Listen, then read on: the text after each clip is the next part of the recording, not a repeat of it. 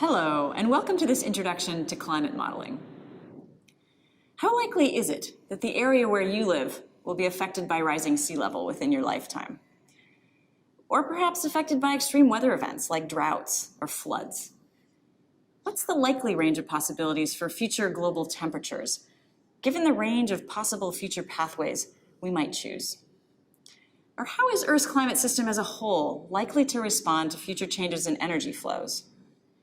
Climate models can help us understand how Earth's climate system works, and they are our only tools for peering into the future to help us estimate the likely ranges of possibility down the road. We can't actually run more than one experiment on the real planet Earth, so climate models allow us to try out all sorts of what-if scenarios. We can turn things on and off, and we can see what happens.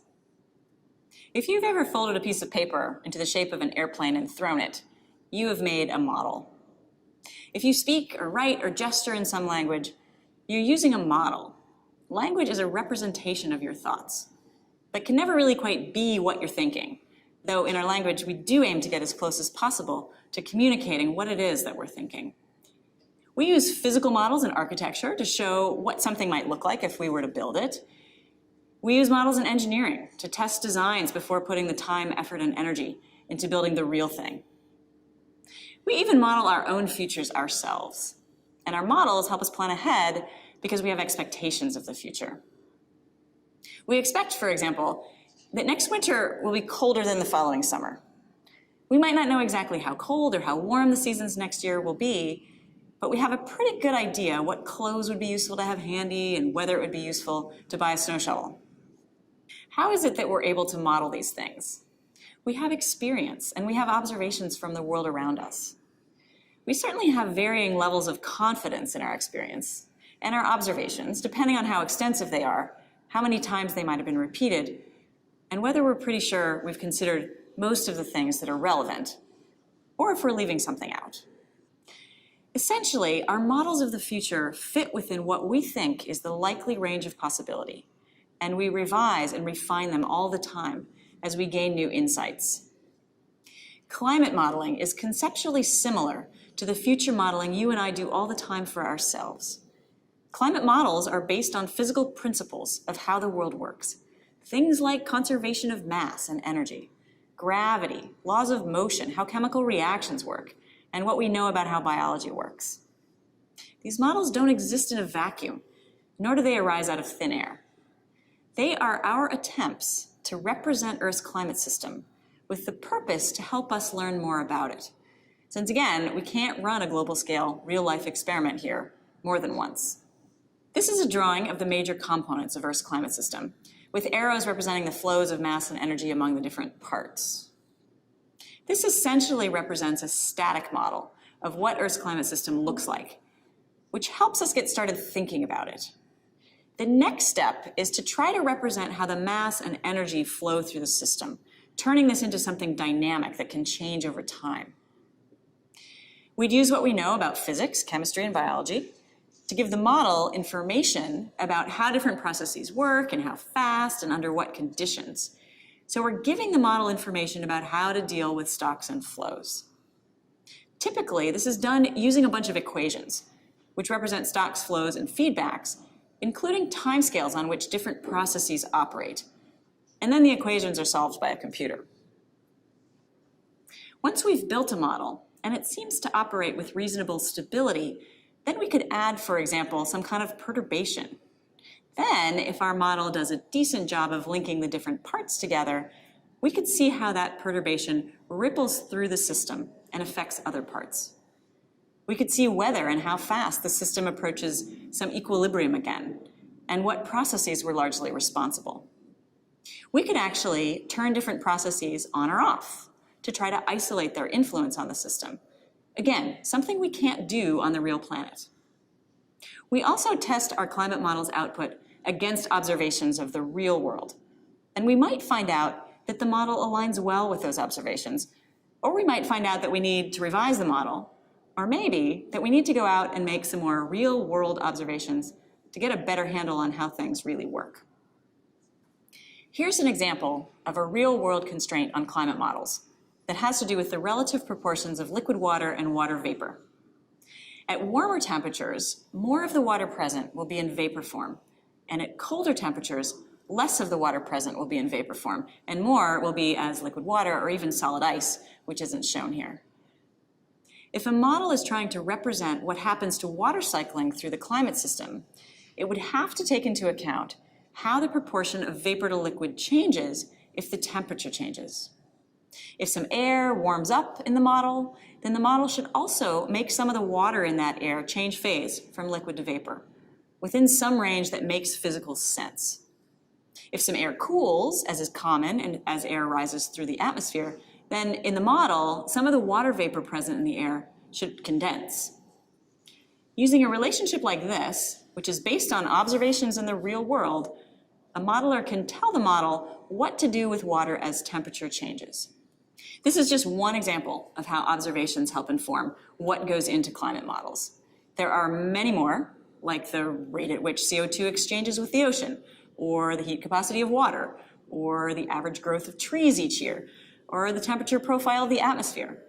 Ideally, climate models align with physical reality. So, observations inform climate models, but climate models also can inform observations. For example, we've talked about how some of the excess CO2 emitted from human activities gets taken up by plants on land and some gets taken up by the oceans. With models and observations together, we can learn in more detail, more specifically, about where that carbon goes. Observations of atmospheric carbon dioxide in different parts of the world can be incorporated into models of atmospheric circulation, which tell us how the air moves around. And the output from those air circulation models can indicate which parts of the world are likely responsible for the uptake of CO2 from the atmosphere. Is it tropical forests? Is it certain areas of the ocean? The model output can actually help people decide in what regions of Earth would it be useful to conduct further observational work. Okay, to illustrate a climate model, using information we've encountered earlier, we're going to construct a simple energy balance model. This model uses essentially one physical relationship, and we've seen it before. It's the Stefan-Boltzmann equation, which relates energy output to the temperature of an object. You'll recall from earlier that warmer objects emit more energy, and that energy goes up as a function of the object's temperature raised to the fourth power. So it goes up exponentially as things heat up. We'll use that equation, plus some addition and subtraction of energy flows, to make this model. First, we'll start with something completely unrealistic. Imagine turning off the sun, so there's no solar energy coming in.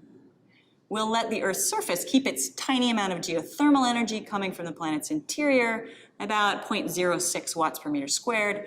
With this little energy flow, Earth's surface has to emit 0.06 watts per meter squared to be in thermal equilibrium, and it can do that at a temperature of about 32 Kelvin, or about minus 241 degrees Celsius.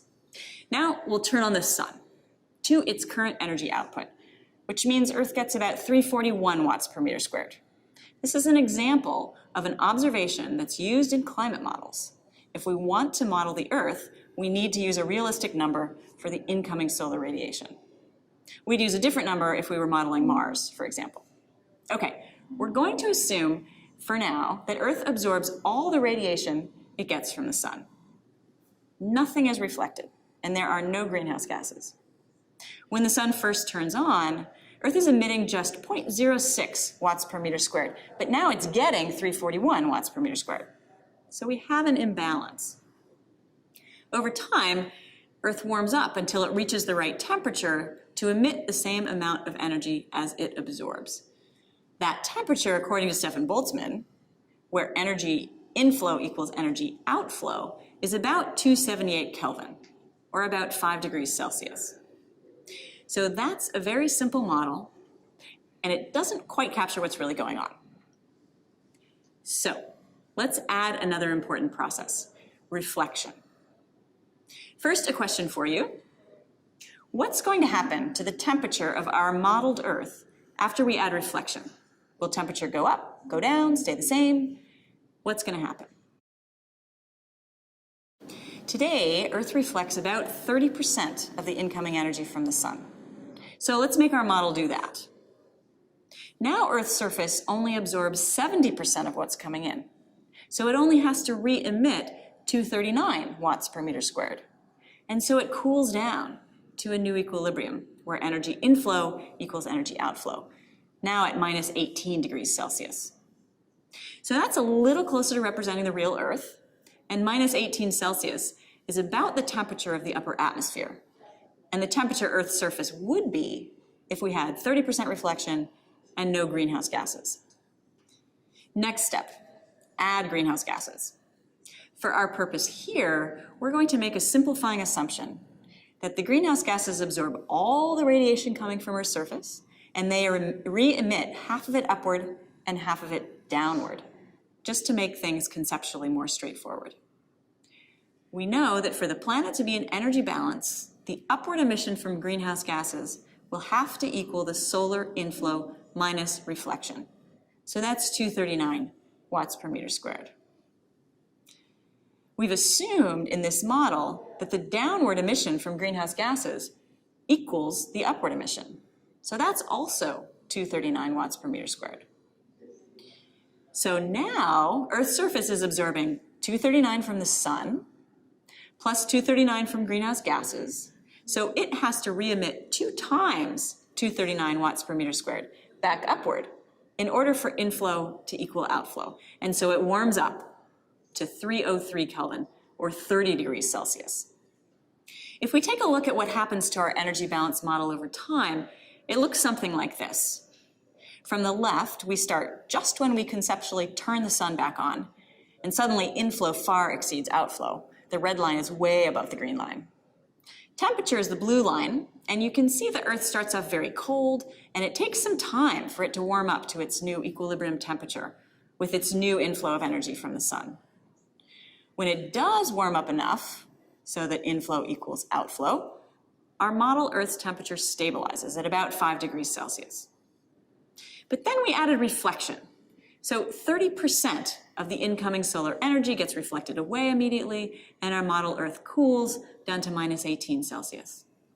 Then we added greenhouse gases to the model, and it warmed up again, and it stabilized at about 30 degrees Celsius once outflow caught up with inflow again. So one thing to notice is that there are transition periods in the model. When we change something, Earth doesn't respond immediately. There's some lag time before it reaches a new equilibrium state. Okay, so there's an example of an energy balance model with some assumptions and some simplifications. And this model produces a temperature for Earth's surface that we can compare to observations again and see how it does.